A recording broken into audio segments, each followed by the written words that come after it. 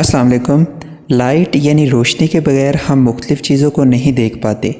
मुख्तलिफ़ चीज़ों को देखने के लिए हमें लाइट सोर्स की ज़रूरत होती है। लाइट छोटे छोटे एनर्जी पैकेट्स की फॉर्म में ट्रैवल करती है जिन्हें फोटॉन्स कहते हैं।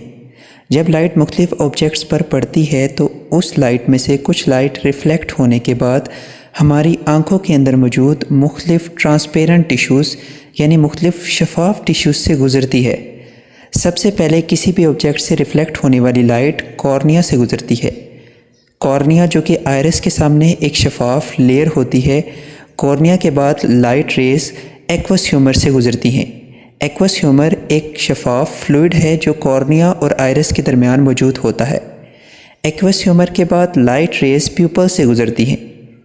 प्यूपल एक छोटा सा होल होता है जो आयरिस के दरमियान मौजूद होता है। प्यूपल के साइज़ की मदद से लाइट की मिकदार को कंट्रोल किया जाता है।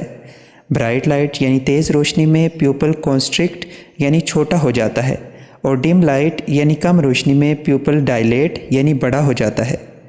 प्यूपल के बाद लाइट रेस लेंस से गुज़रती हैं, फिर विट्रस ह्यूमर से होती हुई रेटिना पर टकराती हैं।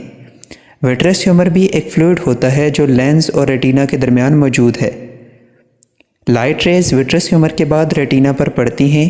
रेटिना एक सेंसरी लेयर है। इसके अंदर दो तरह के सेंसरी सेल्स मौजूद होते हैं जिन्हें रॉड्स और कोन्स कहते हैं।